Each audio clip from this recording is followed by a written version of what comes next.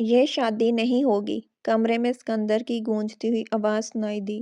حویلی کے بڑے dining room میں خاندان کے سب لوگ بیٹھے تھے۔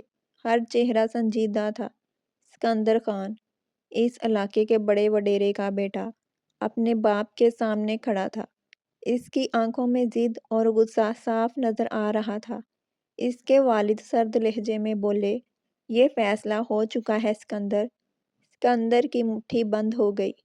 میں نے کہا نا، میں اس لڑکی سے شادی نہیں کروں گا۔ کمرے میں خاموشی چھا گئی۔ اسی لمحے باہر سے گاڑی کے ٹکرانے کی زوردار آواز آئی۔ دھڑم! سب لوگ چونک کر باہر کی طرف بھاگے۔ حویلی کے بڑے گیٹ کے سامنے ایک گاڑی بری طرح رکی ہوئی تھی۔ گاڑی کا دروازہ کھلا اور ایک لڑکی غصے میں باہر نکلی۔ او گاڈ! یہ کیسا گیٹ ہے؟ وہ اپنے کپڑوں سے گرد صاف کر رہی تھی۔ یہ ایزل تھی۔ شرارتی، دلیر اور بالکل بے خوف۔ وہ گیٹ کو دیکھ کر بڑبڑائی۔ ایسا لگ رہا ہے جیسے کسی وڈیرے کی حویلی ہو۔ اسی وقت اسکندر وہاں آ پہنچا۔ اس نے ٹوٹی ہوئی گاڑی اور لڑکی کو دیکھا۔ اس کی آنکھیں تنگ ہو گئیں۔ یہ کیا تماشا ہے؟ ایزل نے اس کی طرف دیکھا، پھر آرام سے بولی، تماشا نہیں، حادثہ ہے۔ اسکندر نے سرد لہجے میں کہا، تم نے میری حویلی کا گیٹ توڑا ہے۔ ایزل نے فوراً جواب دیا، اور آپ کے آدمی نے اچانک گاڑی سامنے لائی تھی۔ اسکندر کی آنکھوں میں حیرت آ گئی۔ لوگ اس کے سامنے بولنے سے بھی ڈرتے تھے، اور یہ لڑکی اس سے بحث کر رہی تھی۔ ایزل نے ہاتھ باندھ کر کہا، ویسے آپ کون ہیں؟ اسکندر نے سرد لہجے میں جواب دیا، اسکندر خان۔ ایزل نے چند لمحے اسے دیکھا، پھر ہنس دی۔ اوہ، تو آپ وہی مغرور وڈیرا ہیں۔ یہ سن کر ارد گرد کھڑے نوکر سہم گئے، مگر سکندر کی نظریں پہلی بار کسی لڑکی پر غصے کے ساتھ ساتھ دلچسپی سے بھی ٹکی ہوئی تھیں۔ اسے اندازہ نہیں تھا کہ یہی لڑکی جلد اس کی زندگی کی سب سے بڑی ضد بننے والی ہے۔ ایزل کے الفاظ سن کر وہاں کھڑے سب لوگ ساکت رہ گئے۔ کسی نے آج تک سکندر خان سے اس انداز میں بات نہیں کی تھی۔ سکندر کی نظریں ایزل پر جم گئیں۔ تمہیں اندازہ بھی ہے تم کس سے بات کر رہی ہو؟ اس کی آواز ٹھنڈی مگر خطرناک تھی۔ ایزل نے بالکل بے پرواہ انداز میں جواب دیا، ہاں، ایک ایسے آدمی سے جو خود کو بہت بڑا سمجھتا ہے۔ چند نوکر تو خوف سے ایک دوسرے کو دیکھنے لگے، مگر ایزل کے چہرے پر ذرا سا بھی ڈر نہیں تھا۔ سکندر نے ایک قدم آگے بڑھایا، یہ میری حویلی ہے۔ ایزل نے فوراً جواب دیا، تو کیا ہوا؟ یہ سڑک تو آپ کی نہیں ہے۔ چند لمحوں کے لیے دونوں ایک دوسرے کو دیکھتے رہے۔ ایسا لگ رہا تھا جیسے دونوں کی ضد ٹکرا رہی ہو۔ اسی وقت حویلی کے اندر سے سکندر کے والد باہر آ گئے۔ انہوں نے گاڑی اور ہجوم کو دیکھا۔ یہ کیا ہو رہا ہے؟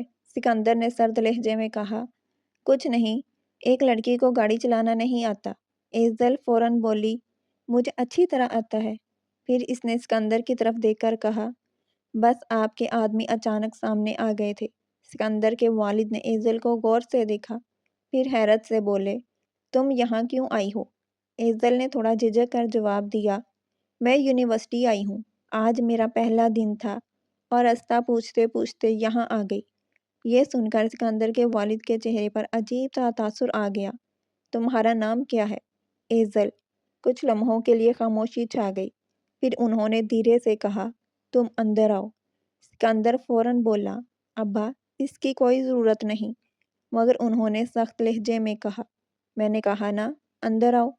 ایزل حیران تھی، مگر وہ حویلی کے اندر چلی گئی۔ سکندر کے ذہن میں سوال ہی سوال تھے۔ اس کے والد ایک اجنبی لڑکی کے ساتھ اتنا نرم کیوں ہو رہے تھے؟ ادھر ایزل کو حویلی کے بڑے ڈائننگ روم میں بٹھا دیا گیا۔ وہ حیرت سے ادھر ادھر دیکھ رہی تھی۔ اتنی بڑی حویلی اس نے پہلے کبھی نہیں دیکھی تھی۔ اسی وقت سکندر بھی اندر آ گیا۔ اس کی نظریں ابھی تک ایزل پر جمی ہوئی تھی۔ تم واقعی عجیب لڑکی ہو، ایزل نے مسکرا کر کہا۔ کیوں؟ سکندر نے سرد لہجے میں کہا، کیونکہ تم مجھ سے نہیں ڈرتی۔ ایزل نے کندھے اچکائے۔ ڈرنے والی کوئی بات ہے؟ سکندر چند لمحے خاموش رہا، پھر آہستہ سے بولا، شاید ابھی نہیں۔ ایزل نے اس کی بات کو نظر انداز کر دیا، مگر اسے یہ نہیں معلوم تھا کہ اس حویلی میں آنا اس کی زندگی کو ہمیشہ کے لیے بدلنے والا تھا، اور سکندر کو بھی ابھی اندازہ نہیں تھا کہ یہ لڑکی جلد اس کی زندگی کی سب سے بڑی ضد اور سب سے بڑی محبت بننے والی ہے۔ حویلی کے بڑے ڈائننگ روم میں چند لمحوں تک عجیب سی خاموشی رہی۔ ایزل صوفے پر بیٹھی ارد گرد کی شان و شوکت کو حیرت سے دیکھ رہی تھی۔ اسی وقت سکندر کے والد واپس کمرے میں آئے۔ ان کے ہاتھ میں ایک پرانی سی فائل تھی۔ انہوں نے ایزل کو غور سے دیکھا۔ تم نے کہا تھا تم یونیورسٹی میں نہیں آئی ہو؟ ایزل نے سر ہلایا۔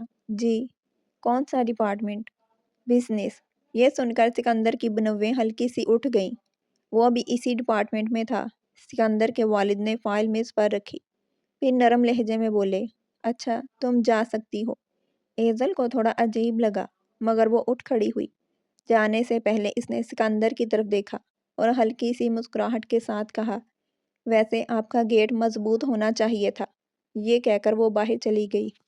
سکندر چند لمحے اسے جاتا ہوا دیکھتا رہا، پھر اس نے اپنے والد کی طرف دیکھا۔ ابا، آپ اس لڑکی کو اتنی توجہ کیوں دے رہے تھے؟ ان کے چہرے پر سنجیدگی آ گئی۔ بس ایسے ہی، مگر سکندر کو لگا کہ وہ کچھ چھپا رہے ہیں۔ اگلی صبح یونیورسٹی کا ماحول ہمیشہ کی طرح مصروف تھا۔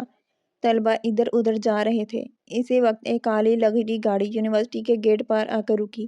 یہ سکندر تھا۔ جیسے ہی وہ گاڑی سے اترا، سب کی نظریں اس کی طرف اٹھ گئیں۔ وہ یونیورسٹی میں کافی مشہور تھا، مگر اچانک اس کے نظر سامنے کھڑی ایک لڑکی پر پڑی۔ وہ ایزل تھی۔ وہ اپنے دوستوں کے ساتھ ہنس رہی تھی۔ سکندر چند لمحوں کے لیے رک گیا۔ ایزل نے بھی اسے دیکھ لیا۔ اس کے چہرے پر فوراً شرارتی سی مسکراہٹ آ گئی۔ وہ سیدھی اس کے سامنے آ گئی۔ اوہ وڈیرا صاحب، سکندر نے سرد لہجے میں کہا، تم یہاں کیا کر رہی ہو؟ ایزل نے بنویں اٹھائیں۔ پڑھنے آئی ہوں، آپ کی طرح۔ سکندر نے حیرت سے کہا، تم اس یونیورسٹی میں ہو؟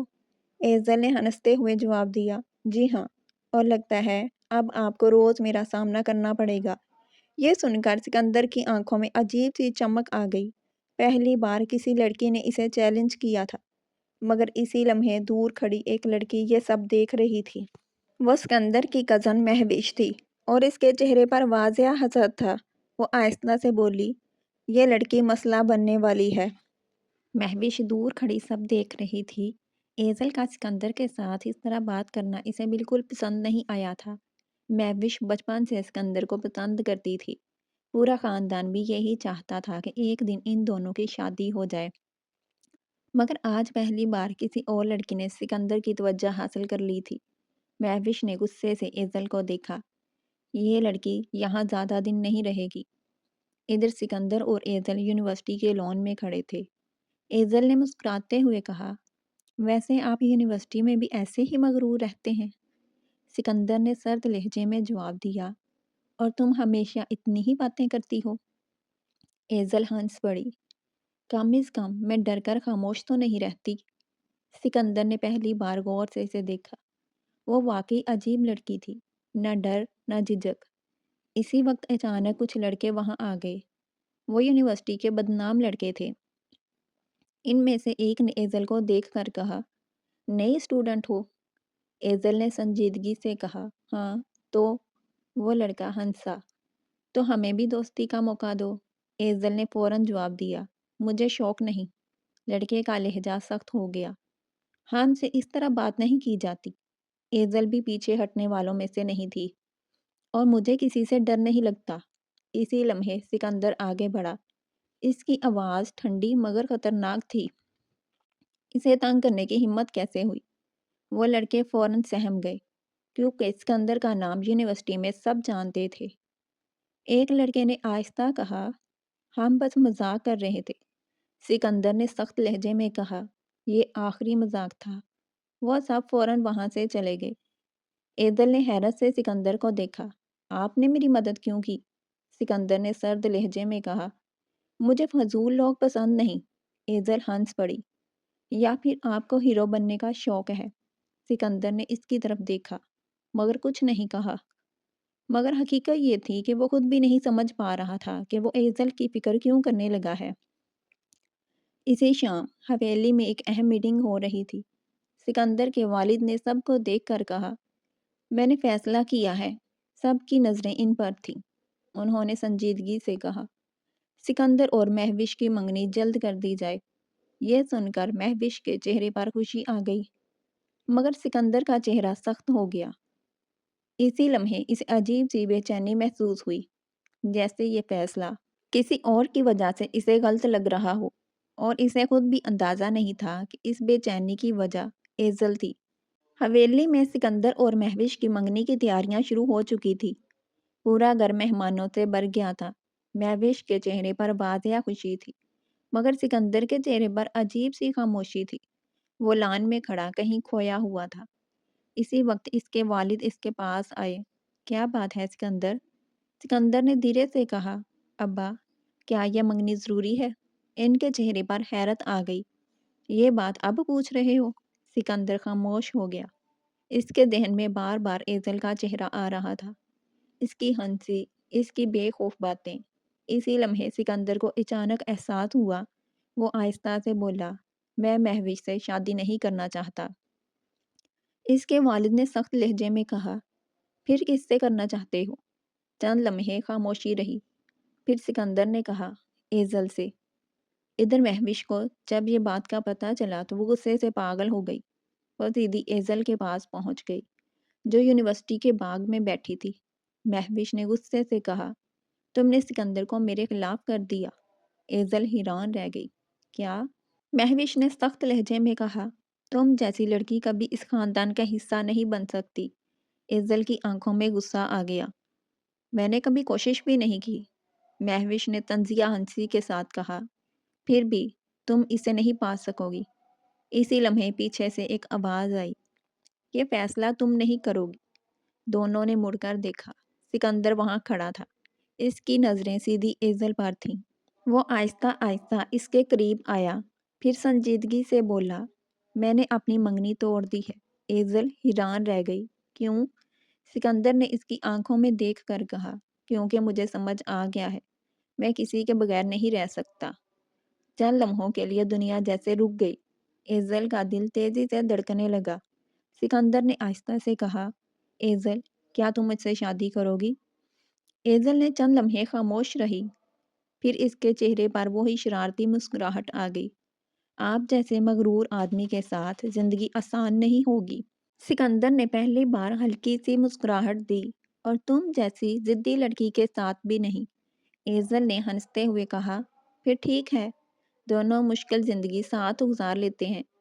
کچھ مہینوں بعد اس حویلی میں سکندر اور ایزل کی شادی ہو گئی، اور وہی لڑکی جو ایک دن غلطی سے اس حویلی کے گیٹ سے ٹکرا گئی تھی، آج اسی حویلی کی ملکہ بن چکی تھی۔